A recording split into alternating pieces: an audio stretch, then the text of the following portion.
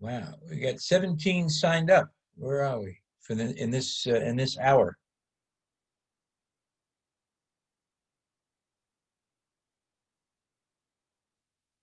There we go. I lost Stabler. Where'd he go? Stabler, come back.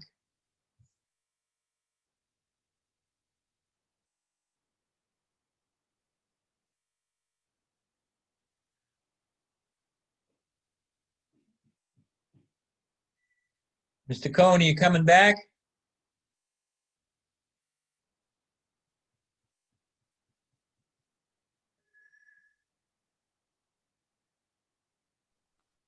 Thank you.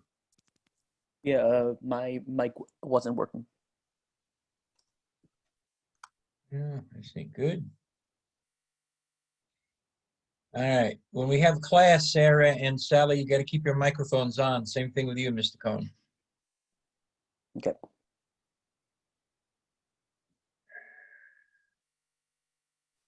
So you must be enjoying the political season there, Ben. You know what? It's a mess. It's so with Kellyanne Conway leaving the White House and her husband leaving the Lincoln Project. It's just so interesting. And it's just crazy. I don't even know.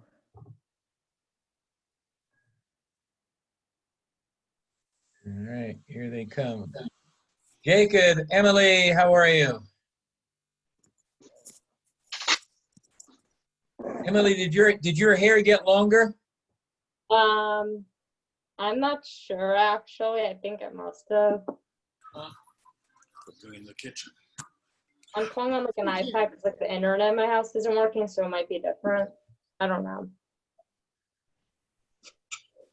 All right, gonna wait a few more minutes. Hagan, great to see you, sir. Great to see everybody.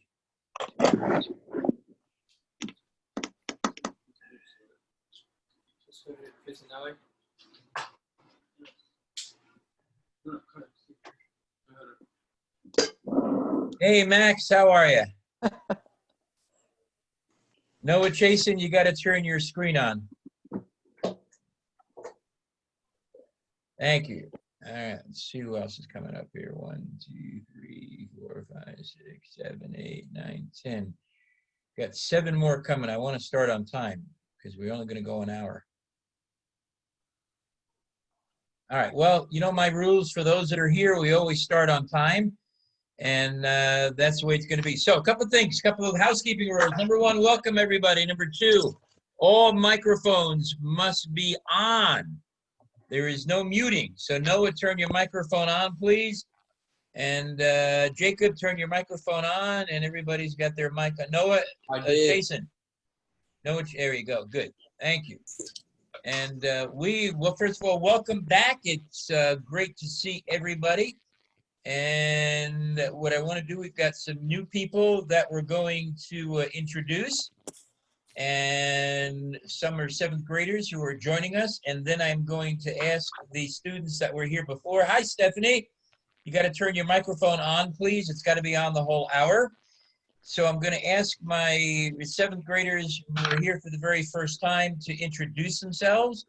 And in no uncertain order, Jacob, introduce yourself, what school you go to, and why you're here, and anything else you think people should know about you. I go to Kristen McCullough. I don't really know why I'm here. I just That's fair. Yeah. All right. I'll take that. Thank you so much. And Max, welcome. If you could introduce yourself to everybody. I'm Max, and I go to Woodlands. And why are you here? Because it's what to do after Hebrew school, I guess. All right. Thank you for that. And let's see who else we got. Andrew, excuse me, you're new to us. So go ahead and introduce yourself, please, and what school you go to. I'm Andrew, and I go to Woodlands. Great. And the reason why you're at HIP is? As my mom told me to. I'm sorry, one more time. I didn't hear that. I apologize.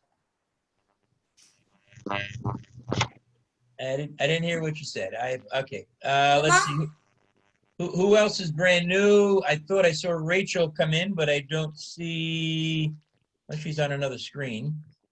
Let's see who else. No, we don't got anybody else. And who else is brand new? So far, Zachary, I need your picture, and I need your. Thank you, Mr. Stabler. Zachary, I need your picture and your mic. Thank you. All right, let's keep it on the whole time. And Evan, welcome back. I'm gonna And probably in a little bit. I'm gonna turn it off because I need to eat dinner. well, I changed the time so to have you here at 6:30. So I need you on the whole time, sir. So we changed the time to get you here early. So I need you here all the time. Everyone else has had their dinner. I'm sorry to be that way, but I went ahead and made the accommodation for that reason. All right, Ryan Stabler, where did we go? I got everybody. All right, so what I would like Sally to do, if you would start us off, Sally, can you tell our newcomers what this is all about and what's the program and what we do here? And Ryan, welcome. I need your screen and your voice, please. Okay. And that goes for everybody. You got to have your screen on, and I got to be able to see you. Thank you. All right, Sally, please. This is a course in Jewish learning that not only will immerse you in the Jewish culture and practices, but also how to become an effective debater. And many of these lessons that we will learn this year will be very useful in your everyday lives. I've taken the program in the past, and I'm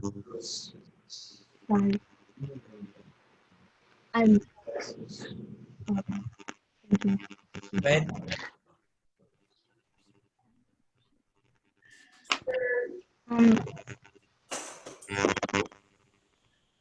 In many of these lessons, you will take on into your everyday lives and will be crucial in the future. All right, thank you. Anybody else want to add anything? Sarah, you want to add to that, or Ben? Anybody want to add so we can let the 7th graders know? Or the 8th graders now. These are interactive discussions. All you guys have been in my classes throughout the years. We introduce topics and we talk about them, we debate about them. And my goal, once again, is to bring Jewish life to Jewish education. Melissa, come take a look. Tell me what you think. So you can use it. So you can use it not only in your Jewish life, but in your secular life. And we cover a lot of different topics: spirituality, Israel, Torah, Talmud, crazy stuff from out of this world, and just what we like to think about as exciting things. So I'm going to start, and I found something that I think you might take an interest in, and it goes something like this. There are 3 theories of the world. 3 theories. Theory number 1 is the dumb luck theory. Theory number 2 is the God theory.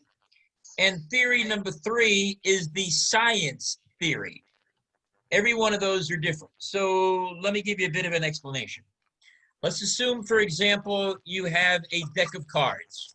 Nice deck of cards. And these cards are all in order. I just got these, so I don't want to open them up. But they're all in order. Ace of hearts, 2 of hearts, all the way down by suits. You've all seen it. And then you play with these things for a long, long time. And then one day, you shuffle it to play a game. And lo and behold, all the cards fall back in the exact order. Everything is exactly the same. There are 3 ways that could possibly happen. Number 1, dumb luck. Dumb luck. You've done it thousands of times, and finally the odds were that they're all going to come together at one time. You have no control over it. It is simply by coincidence.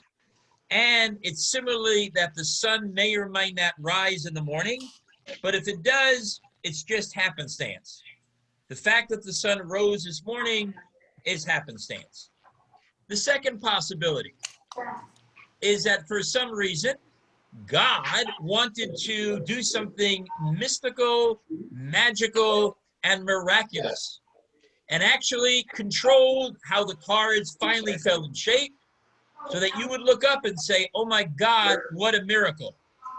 God made this happen. Just like the sun. The sun goes up in the morning and comes down at night because God wanted it to do. And the third part is science.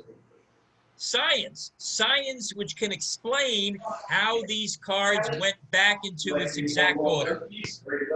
Samuel, there's background noise coming from your place, so somehow if you can, I don't want you to mute yourself, but somehow if you can. So with that being said, we have, so what does science have to do with it?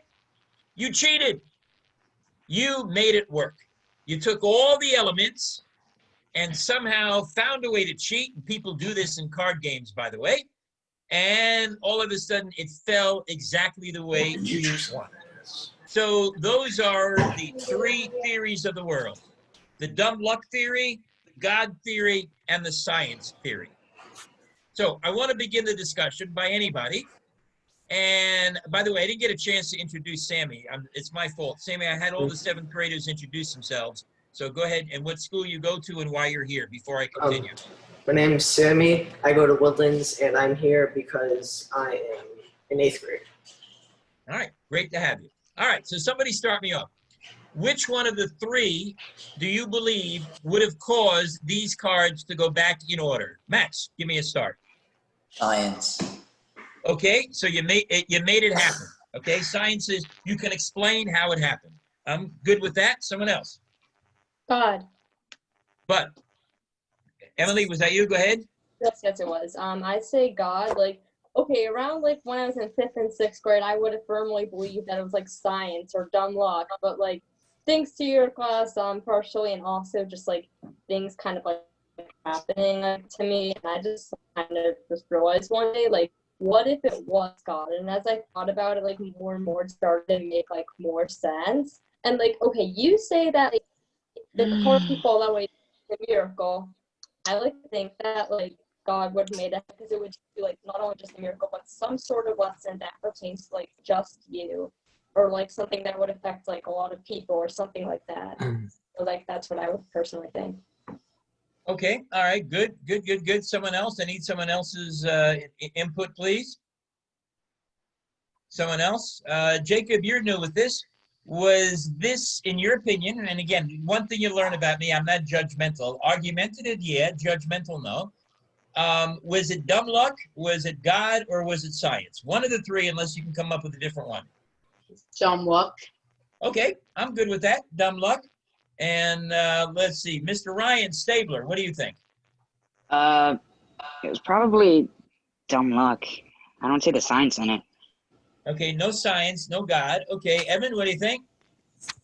I'd have to say science. Okay, Yeah. Science, very good. Let me see, does anybody want to, Mr. Zimmerman, Carl, what do you think? I think that is dumb luck. Okay, Andrew, what do you think? Dumb luck. Dumb luck. All right, we got dumb luck all the way on the side. Pretty cool. So, Mr. Yeah, Greenberg, Mr. Cohen, yes, so, please. I actually have a little different theory. So I think it's like a mix between science and luck, because statistically, which is science, like it could happen. Like it's bound to happen if you look at it based on the actual science of it. However, the odds that it happening are barely any, so it is essentially just luck. But it's also science, so it's scientifically able to happen. Okay, so science means again that I cheated and I controlled it. Okay, who hasn't had a chance to, Sarah, what do you think? I was gonna say a mix of three, like all three of them. A mix of all three, interesting. Go ahead and expand on that, please. In addition to what Ben said, also that everything happens for a reason, and ultimately, if you do believe in God, it's ultimately in His control. Okay, good. Sally, what do you think? In the way I normally reason my beliefs is this idea that God is science in a way, so it'd be both God and science, oddly enough, if that makes Okay. any sense. Yes, if it makes sense to you, sure. Okay. Livia, do you want to chime in with an opinion? No. Okay. Jeff, what do you think? Mr. Kagan, what do you think? I think it's scientific and dumb luck, because if they're not in the correct order when you started, they wouldn't be in that order that they end up in. Okay. And Mr. Chasen, what do you think?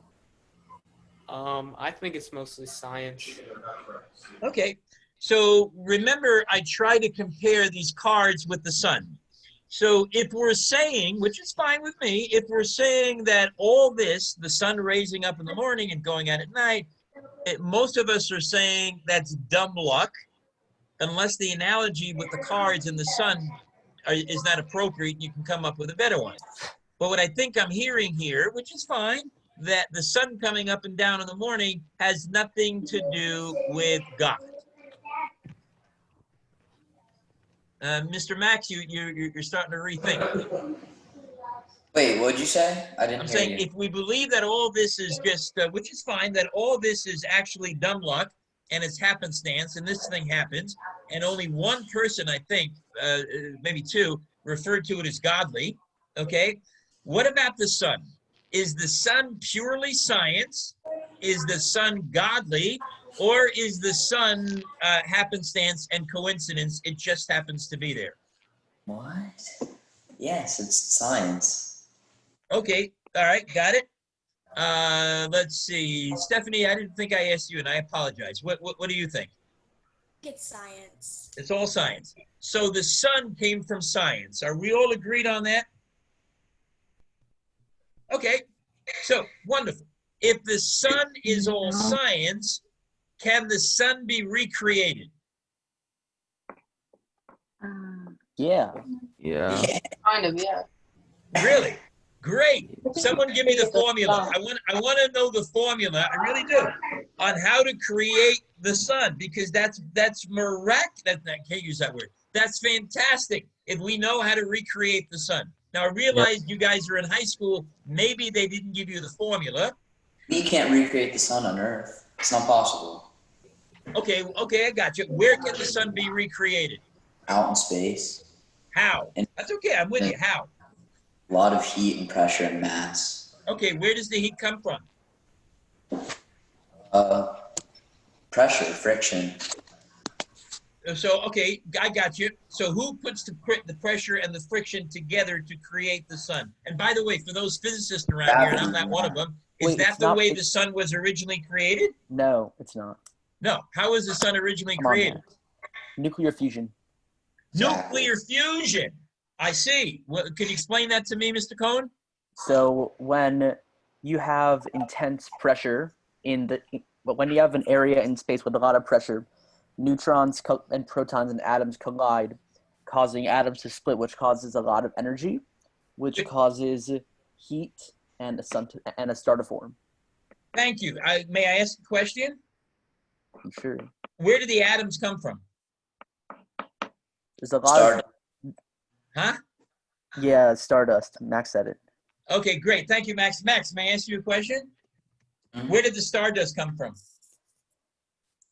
Dead stars. Okay, great. So at one time the stars were alive? It's a life cycle of a star. No, right. But one time the stars were alive, correct? Mm-hmm. Okay, great. So where did the live stars come from? I want to see if I understand. The live stars turned to dead stars. The dead stars turned to atoms. If I got Mr. Cohn correctly, the atoms got together and somehow created this magical friction that created the sun. So what I'm hearing so far is if we got out to space and we found all these dead stars and took their atoms and their... They're not just dead stars. They explode and now they're not stars anymore. Okay, but they used to be alive. Right. Great, thank you. Where did they come from? Dead stars. I'm confused. A live star came from a dead star. So it's the old expression, what came first, the chicken or the egg? Is it the dead star or the live star that came first? stardust, which is technically a dead star, I guess. That's You're what not came first. helping. Where did the dead star come from? You're not helping. The Big The Bang. Big Bang, and a bunch of stars. Oh, oh my gosh, I forgot about the Big Bang. Tell me, what's the Big Bang? The singularity exploded at the beginning of everything. Okay, great, thank you. What exploded? A singularity. What's a singularity? It's a point with infinite mass and infinite density. I got you. Where did the infinite mass come from? There's no point in asking why anymore. You're just being unproductive. No, I'm being very productive. I'm trying to get to the root cause of all this stuff. It's an extremely productive thing. The problem is you're wiggling out of it because there isn't an answer. Yeah, but there's proof that the Big Bang happened. Someone else, where did the proof come from? You can see background radiation from Yeah. the Big Bang. Okay, you can see background radiation. I got you. And how do I see this background radiation? Scientists can take pictures Of what's already there. Yeah. of what. Yeah. So who put it there? What? No one. No one put it there. Oh, it just happened. Yeah. God. Oh, wait a minute. So if it just happened, Not like a then, person whoa, or a whoa, whoa, thing. whoa, I got you. If it just happened, then forget about science. Go back to the happen chance that these cards, choice number one, which was dumb luck. It was dumb luck that it's just there. Now you're out of the science realm. The moment you said it just happened, you're out of science and you're into dumb luck. There's proof that it all happened. It's not dumb luck, because it Give would me have the happened one way or another. You're right. We're all going in circles. So one of the points we're trying to suggest here, which is a great discussion, is that maybe it was all science. Maybe it was all God. Maybe it was all happenstance. Now I'm going to hit home. You're not going to like this question. Totally different. The world right now is under significant pressure.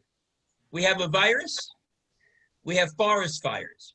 We have earthquakes. We have 2 storms coming together in the Gulf Coast. Horrible stuff. Should people pray to God, Mr. Ryan Stabler? Ryan, should people pray to God and say, would you stop this madness?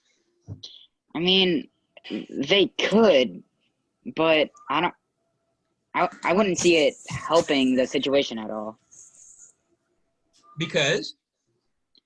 Well, it's not like we can really stop these things. They're natural things that happen. Okay, so, all right, so they're all natural, and then therefore some deity, meaning God, can't control the natural things, so why bother? Well, we can still, like, contain them or prepare for it, but we can't stop it completely. No, we can't. No, well, actually we can, but we'll get to that later. But so God would have nothing to do in solving the problem. So you're saying why bother? I'm okay with that. Yeah. How about your brother, Evan? What do you think? People pray to God all the time, and sometimes what they pray for happens, and sometimes it doesn't. Okay. But whether that's God, I don't know. So I feel like praying to God about a natural disaster, I don't think would really do anything. Okay, Sammy, what do you think? I think that you could pray to God, but it's not like you can just make them disappear out of thin air. All right, agree with Andrew. What do you think? Pray to God to stop all this stuff, or just let it continue to happen? I think you should let it continue to happen, but you should prepare for it as best as you can. Okay, Noah, what do you think? I think for people who already worship God, it can't hurt to keep praying to like end these things that are going on. Okay, gotcha. Stephanie, what do you think? Okay, can't hear you. You got to talk louder or turn your microphone or come closer. Try again. It would happen either way, so it doesn't really matter. Doesn't really matter. Okay, Emily. Okay, I think we should pray to God, but the way everyone else is suggesting that you should pray to God and make it stop, to me that's the wrong reason, because God makes everything happen for a reason, and even though stuff like that is crappy, bad things will happen, but in the end, like, there is something to be learned from everything. So like, it is necessary. So we shouldn't pray for it to stop, but we should pray for understanding, because if it happens and then we don't realize anything, what's the point of it ever happening? And plus, like, it's not like God would stop it anyway if it has a purpose. So it's best we just pray to understand it. Oh, ow. Or at least, like, hope that it doesn't really hurt us that much. All right. Mr. Kagan, what do you think? Should we pray to God to end this madness or just let it continue? I don't think we should pray to God to make it not happen. I think if you pray to God, it should be for him so he could help you find the answers to help prevent it in the future. Ah, okay. All right. Mr. Cohen? So if something's happening, then like if there's a hurricane coming, you can't stop it. Like a hurricane's gonna come and hit you. But instead of asking God to like make the hurricane go away, instead we need to ask him to help protect us for when it hits, to make sure that we don't die. Wow. Or get injured. I'm going to pause for a moment. Did I ever tell you guys the story of the World Series between the Boston Red Sox and I'm trying to think and St. Louis Cardinals? Ever tell you that story? The 2013 one? 2013. I don't forget what year it was. Did it go on for innings? Huh? Like, or did it go on for way more than 9 innings? No, that's it. That was a different baseball story. That's okay. I never tell you the story. All right. So first of all, let me start off by saying, Carol, my wife, who some of you have met, she controls the weather. And I will make that statement. Carol controls the weather. If I want nice weather, I go to Carol and I say, make it nice. If I want bad weather, I go to Carol and I say, please stop the weather. So years back, the Boston Red Sox, St. Louis Cardinals, Pedro Martinez pitching, St. Louis. I had arranged for a business trip to go to St. Louis. I lived in Omaha, Nebraska at the time. True story. Ask my wife. And I had a ticket for the game with a buddy of mine, paid $250 for the ticket. Okay? So I get to St. Louis. I'm only going to be there for one night, just one night. And the game was supposed to start at 7 o'clock. I'm starting to drive to the stadium around 5. We were about 20 minutes away. Traffic was just backed up. I had a friend with me in the car, and it's raining cats and dogs. It's just pouring. And we're listening to sports radio. And sports radio says the game has to be canceled. It hasn't been canceled yet. Every weather forecaster says this is an awful deluge. There's no way we're going to be able to play this game. It's terrible. Pedro Martinez, a great pitcher, horrible thing. I get on my cell phone. I call my wife, Carol, in Omaha, many distances away, and I know she controls the weather. So I said to Carol, you got to do me a favor. I only got one ticket. I got to go home tomorrow. I want to see the game. Rain out, it doesn't help me a bit. Would you please fix this? I want to see the game. Carol says, I can control the weather around me, but I've never done it in a whole distance. I said, I have full faith in you. I don't know how you do it. I don't know who you talk to, but please, for me, get it done. She says, okay. And my friend heard me with this phone call. So we're driving to the stadium, and it's still raining cats and dogs. But then as we get closer, guess what happens? The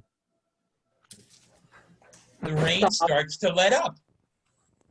And then my friend turns to me and says, what's going on? I says, well, you heard my wife. She's going to fix it for me. Well, we listened to the radio, and all of a sudden we're about to get into the parking lot to park the car because I knew the game would go on. And it's now down to a drizzle. And the guy on the radio said, ladies and gentlemen, I don't know what happened. This is a weather phenomenon. I don't know how the storm moved aside, but it did.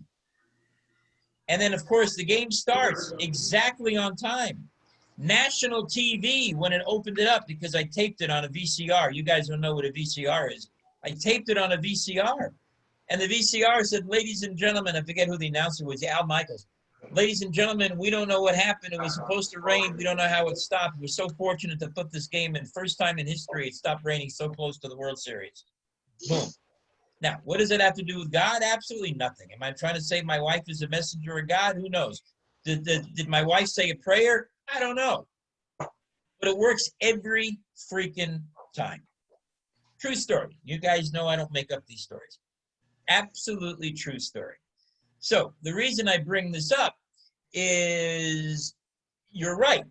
God maybe can't stop all this madness from happening. Maybe he can. But I think it was Mr. Kagan that said it so appropriately, I think. Or maybe it was Emily, one of the two. Somebody said maybe God can give people ideas on how to solve the problem. Mr. Ryan Stabler, please stay with us. Ryan, please stay with us. Yeah. So maybe God can send some help. And that's exactly what happened to Jonas Salk when he discovered the cure for polio. That is exactly what happened to a man that invented the sewing machine who happened to be a Jewish guy.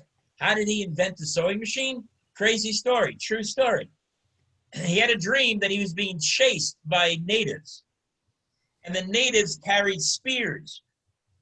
And he noticed in the dream that in the spears there were little tiny holes where they threaded whatever stuff they threaded in there.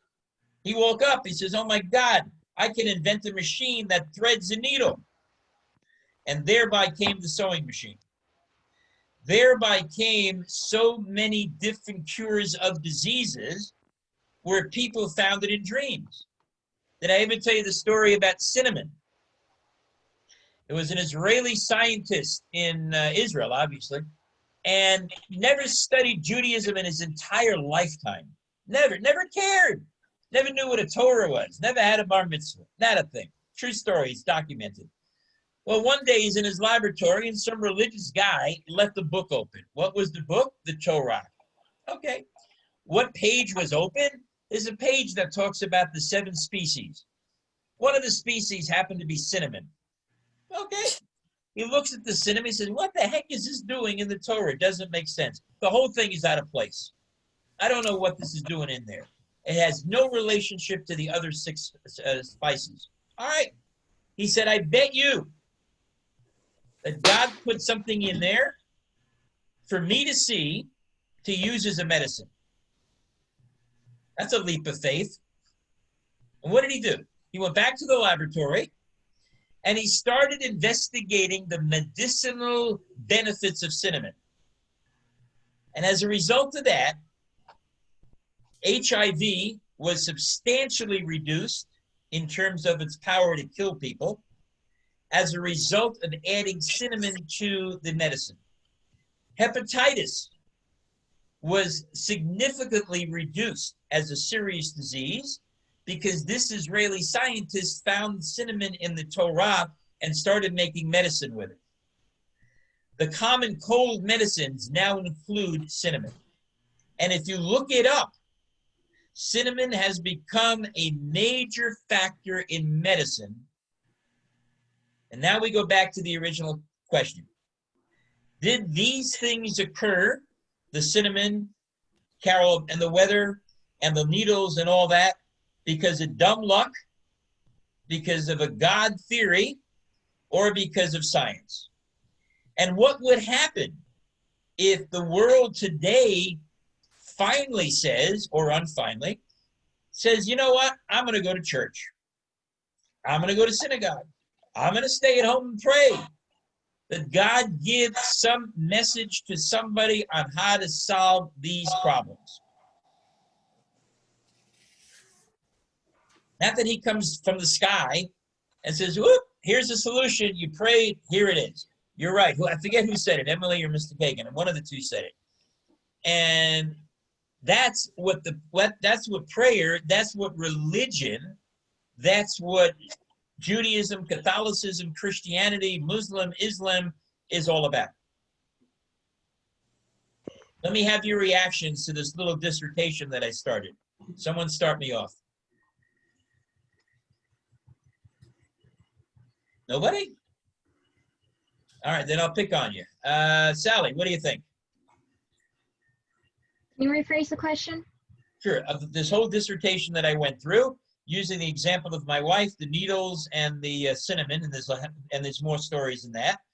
How does that relate to dumb luck, God theory, or science?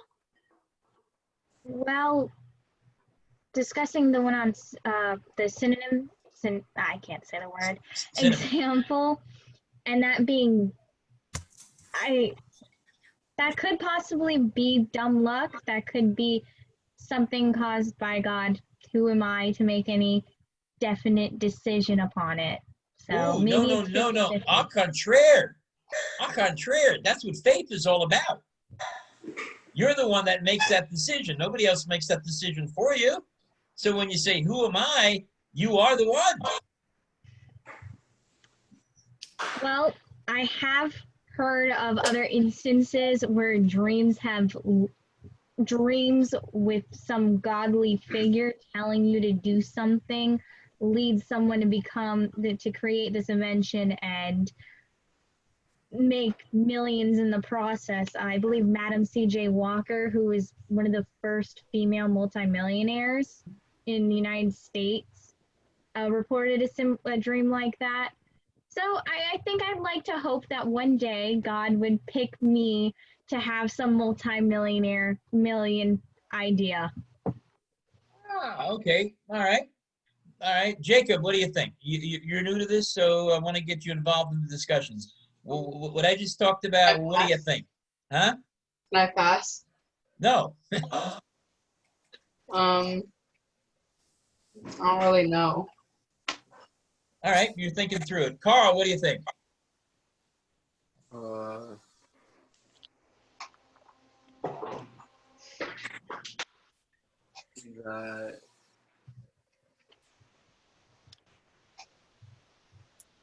Then nothing really caused it, it just happened. I'm good with that. Stephanie, what do you think?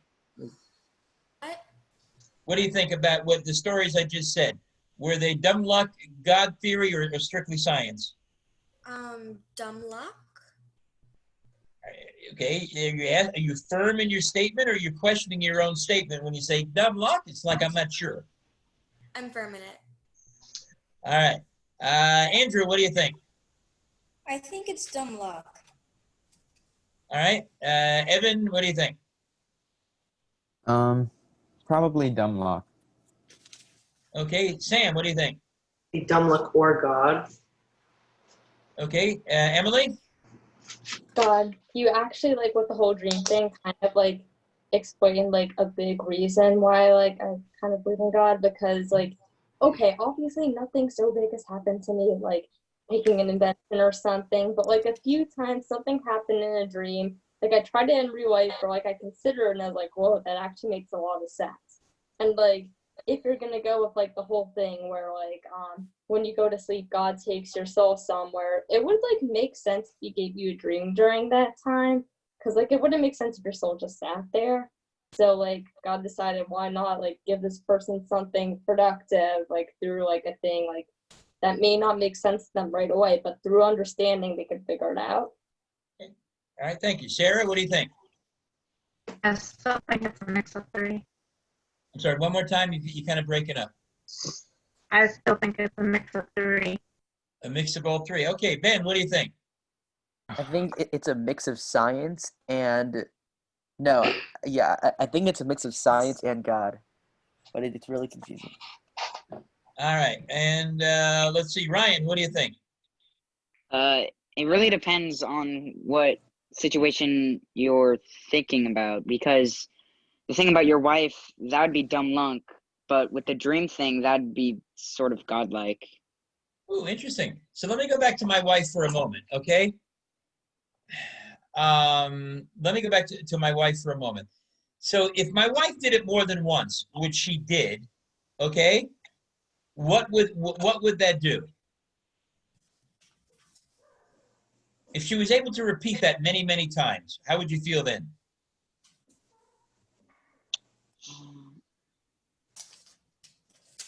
More dumb luck. Okay, how many times would it have to happen where it's no longer dumb luck? 1 million? I mean, I don't know. All right, at least you're putting up. Zachary, would you please put your picture on? Zach? All right. Where was it? Okay.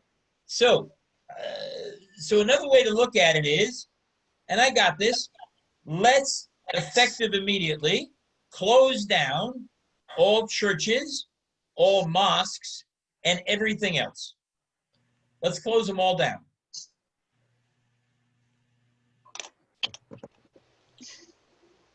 So I'm going to start with Mr. Kagan. Should we close all churches down, all synagogues, all mosques, and every place else that people come to pray? Because it's obvious, why pray? God's got no control over anything. No, because even if God doesn't do the extraordinary things that a lot of people believe he does, it still gives people a sense of comfort and a feeling of they did everything they could to try and help. So they wasted the time, gave charity, built buildings, just to but they make didn't themselves waste their feel time. good and get no results out of it? Wow. But they didn't waste their time because they felt like they did everything they could to help, and that is their way of them praying, is their way of thinking of them trying to do everything they can. Okay, I'm with you. Noah, what do you think? Based on what we're hearing, we might as well shut down all synagogues, churches, and anything else having to do with religious institutions, because it's a total waste of time, because God's involvement had nothing to do with it. Noah Chasen, your turn. Are you frozen, Noah? It looks like you're frozen. I can't see you. Or you want to come up with an Sorry. answer? Wait, are you talking to me? Yeah. Yeah, sorry, my thing froze. Okay. So did you hear anything? Because I'm not going to repeat it. Well, I don't think we should remove like places of worship, because a lot of people, it's like a way of life. It's a place to gather. Some people find it really good for them. A waste of time.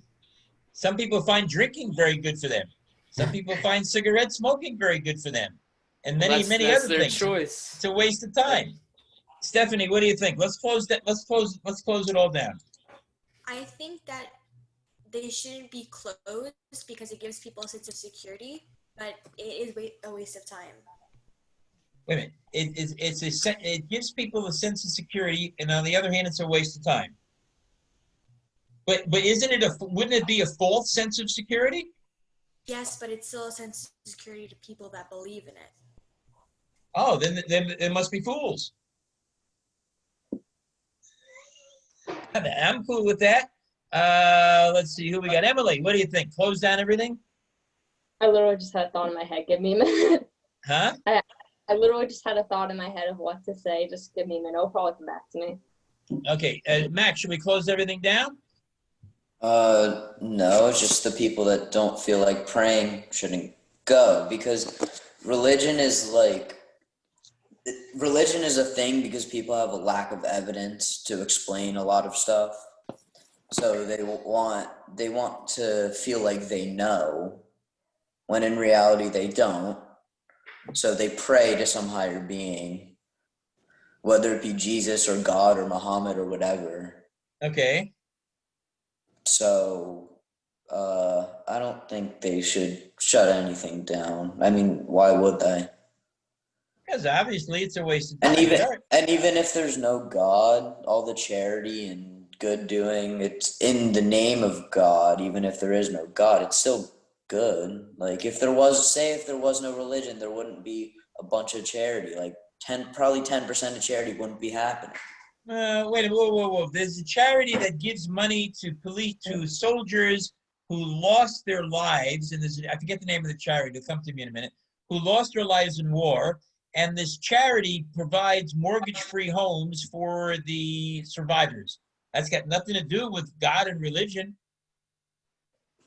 I know, but I'm saying that, I'm sure a large amount of charity is in the name of God. A few, most of them are failing. Jewish charities are failing. Okay, whatever. Still, it's still charity. And if All right. if there wasn't a religion, it wouldn't be happening. All right, Zach, what do you think? Close them all down? Because apparently it's a waste. I've been having internet problems and I rejoined like Yeah. only a little bit ago, so I don't really know what the topic is. All right, I got you. Ben, what do you think? And then Ben and then Jacob, and then I'll go back to Emily. So, with the thing with religion nowadays, and basically throughout all of history, is that back in the early when Christianity was first founded, people couldn't explain how Jesus did what he did or what they heard he did. So they started following this because it explained what they couldn't explain. And now it's kind of morphed. So someone, let's say that their entire life is terrible. He can be like, oh, well, God has a plan to me. And they can say that thanks to the religion. And whether it be a church or a synagogue or a mosque, it's all a gathering place for people to share their thoughts and religion with other people who share that. And it's grown to be a social construct that holds everybody together. So while we don't need religion anymore, it's something that will always, in a different sense, we'll always need it because it helps to keep society together. Okay, so religion helps keep society together. I got you. So does the Boy Scouts. Yeah, but the Boy Scouts are like under a lot of. We don't have Boy Scouts anymore, Mr. Greenberg. Yeah, you do. The Boy Scouts are still in existence. The Boy They Scouts went got bankrupt, but canceled. they're still in existence. No, the Boy Scouts got canceled. It's now Scouts BSA. Okay, whatever. Same things. Thank you. Scouts, BSA, or the 4-H Club. I'll take your choice. Miss Gross. Okay, I finally got it. So, you know how you guys were saying before that a hurricane's gonna hit no matter what, but you still pray to God because it could give you a sense of security or you get some kind of understanding for it. And even if you don't believe in God, it just makes you so much better, by praying to Him.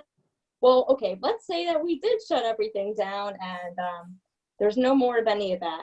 Wouldn't that make God mad? And even though God never promised to flood the whole entire world or anything like that, what if He did something? Because that would just make Him really bad. And so you would want to go back to praying to Him. So If there's a God. Shut it all down. Even if you don't believe He's real, well if you went to try and test it out by shutting everything down, and if He was real, number one, you're going to be proven wrong, and number two, there's this big bad thing coming for you. So I'd say just keep it open. Don't test that. It's not a good idea. Okay. All right. Anyone else want to contribute before I continue the conversation? All right. Yes, Carl. Well, I feel like whether you have the buildings or not, people are still going to do it. So, in a sense, it really doesn't matter if you close them down, because if I really wanted to, I could call 10 people over here and we could have a menu. And I'm pretty sure. Tell me if I'm wrong, but I'm pretty sure you could do everything that you do in a temple at someone's house. You're wrong. Really? Yeah. Because you can't read the Torah at someone's house and you can't do other additional things. Sally. At current time, the suicide rate has reached insane heights. However, many people do use, as we said, as previous people said, praying as a coping mechanism, and it's a positive coping mechanism. They're not doing anything negative, like as Mr. Greenberg said, smoking, doing drugs, or drinking alcohol. Instead, they're praying, they're putting their mind at ease. For many people, it's meditating, as opposed to releasing any of their angst in negative ways that will only cause further damage during this time of pandemic. So let me try this theory on. Let's assume that you're a God. Just work with me for a second. You're God. I got it. Ryan, stay with me. You're God. Okay? And the world is going nuts. And I think we can all agree the world's going nuts. I don't think there's much of a debate on that. And you are up there in the skies and the heavens, and you're just waiting for people to ask you for help. But they're not helping. Pardon me, they're not asking. They're just nothing. Because in reality, that's the way it is today. In the services that I've gone to in our Jewish service, there's not one prayer that we've said to ask God to end this madness. Yeah, there's a prayer for the sick. I got that, okay? But there's nothing that we've really put together that say, please end the storms, control the weather, make people nice people, send us some signals, send us the answers, etc. So you're a God up there, and your people are not, whether they're Jews, Christians, Catholic, Muslim, Islam, and the rest of them. Let's assume that you're up there and no one's asking you for help. Nobody. What are you gonna do? I would do something about it, but what? I think if Tell me. God, well, What would you because if I were to be a God, they would be my people, and I wouldn't want to see them dying and in distress and upset. But I think if God were to be real, he'd definitely wait until we'd ask him to do something. And if we don't, Sammy, what about you in this question that I asked? If you were God and nobody asked you for help, would you help? I don't know, because that's a really tough question. Yeah, I know. Because if they're not asking, I probably wouldn't do anything. All right. But I still would want to do something. Okay, Zach, Max, what would you do? And then the Zach. I'm sorry, Max, what would you do? I don't know. If they weren't asking for help? Yeah. Nothing, and probably very little, even if they did ask for help, because it's literally like this has been going on for what, 6 months, right? Yeah. Less? 6 months. That's absolutely in the grand scheme of things. And if It's God's absolutely- all powerful, he's been around for billions of years, right? Yeah, okay, I'll concede Exactly. that So point. 6 months is absolutely nothing. Oh, okay. So in your opinion, 6 months is okay. Let's infect 20 million people, and that's okay. And let 3 million die. I'm cool with that. It's nothing. It's a drop in the sand. God. There's 3 billion people. Let's go ahead and get rid of 3 million. They're worthless anyway. Okay, I got it. Zach, what do you think? Zach, you with me again, or did I lose your internet? All right, Andrew, I haven't asked you for a while. Go ahead. Well, if they're not asking you for help, then they might just be stuck. Okay, all right. Mr. Kagan, what do you think? Can you say the question again, please? I'd prefer not to. Jacob, what do you think? Jacob, if you can turn the light on in your room, that would really be appreciated. My computer is. All right, thank you. So what do you think? Same thing with you, Noah, if you can turn the light on, please. What was the question? I'm not going to repeat it. Sarah, what do you think? What was the question? Hear me? I will repeat it. The question is, if you were God and nobody prayed to you for help, would you provide help? I'll just type chat. Well, considering how I'm a person, I wouldn't know how to help, I guess, in the way that a God would. But I probably would. Okay, Ben, what do you think? It's difficult because although I want to help them, like they're not asking for it, and that kind of makes me be like, so you don't respect me, so I'm not gonna help you. Okay, now, Mr. Kagan, I think you heard the question the second time, so what's your input? I'd probably help them. If I'm a god of them, then they are my people. They are my responsibility, and I don't want to be responsible for 20 million or so people being sick. Ooh, okay, so that's a good reason to get mad at God. I'm with you. Jacob, now that you've heard the question, what do you think? I probably wouldn't do anything if they didn't ask me. All right, Noah, what do you think? I would probably help. Probably would. All right. How many people are asking? I'm sorry? How many people would be asking? That's a good question. So I read some statistics just the other day, and attendance in churches and synagogues are down. So less and less people are asking. Well, Because they don't want to go out. Huh? What was that, Max? but They don't want to go out. No, but you can also go on services on Zoom. So and whether it's a church or a synagogue, it's a lot easier to worship a God today than it was in the past, because it's all on Zoom from the comfort of your home, and you don't have to travel and do all that kind of stuff. Zach, are you back with us now? Can you chat? Did they fix the problem? Can you hear me? Yeah. Oh, okay, good. Because my earbuds weren't working for a second. But I'm back now. What was the question? The question is, if you were God and nobody asked you for help, would you voluntarily help? I mean, I just do it anyway because I mean, I do it, but in little ways that nobody will really notice. Because I mean, I would still help them along, like a little bit, but I wouldn't do anything big, because if they don't want my help, they don't want my help. But I mean, I'd still do a little bit. Okay. So let me try and bring this to a conclusion. Wait, Mr. Greenberg? Yes, please. Oh, okay. So I think like I would help them, but I think the reason they wouldn't be asking for it is because like maybe I haven't done something in a while and they're kind of forgetting I exist. So maybe like, because dreams are a method that like I would already use. So maybe I did like just like a few like people dreams, like some religious, some not religious. So like it won't just be like a thing that maybe the crazy people talk about. And just like done. And if people ask then that I'd help, and if they still don't, I'm not sure what I'd do, but I'd probably be less eager to give help if they still don't care. Okay.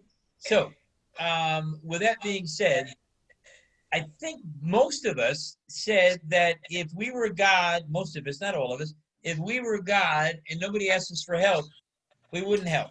Most of us said that. Some of us didn't, which is fine. But for those that said it, doesn't it make sense to ask? Why leave it to somebody else? Why leave it to happenstance to let somebody else do the asking, thinking that they will? And if they don't, what happens? God sits upstairs and says, well, they're not asking, the heck with it. I'm not going to send them a signal. I'm not going to send them a dream. I'm not going to send them the formula. I'm not going to shift the winds. I'm not going to make it stop raining in St. Louis. It's an old expression in life, and this is where it all comes together in life. And I'm going to bring it home, and I'm going to get out of religion. There's an expression that says, and you'll learn this, always give the other person an opportunity to say no. I hate that. In my life, always give the other person an opportunity to say yes. And many of you know me that my career was in selling and marketing. And I never went into a sale giving the other person an opportunity to say no.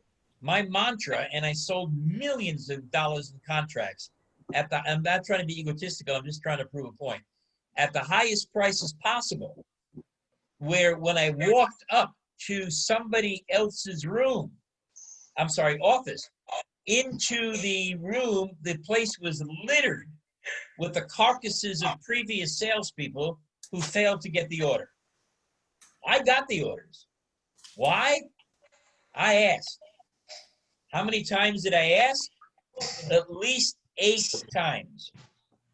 And my whole theory in putting this together for you and now bringing it to your personal lives is, if you don't ask somebody, do you think they're going to do something for you? No. Yes. Not a thing. Yes. You're on your own. But if you ask people for something and you give them the reason why, you go in with a mindset that says, I'm going to give the other person an opportunity to say yes, what happens to your chances? They go up. They go up. It's an easy answer. They go up. Boom. And that's what religion teaches us in the world, as I try and make this connection.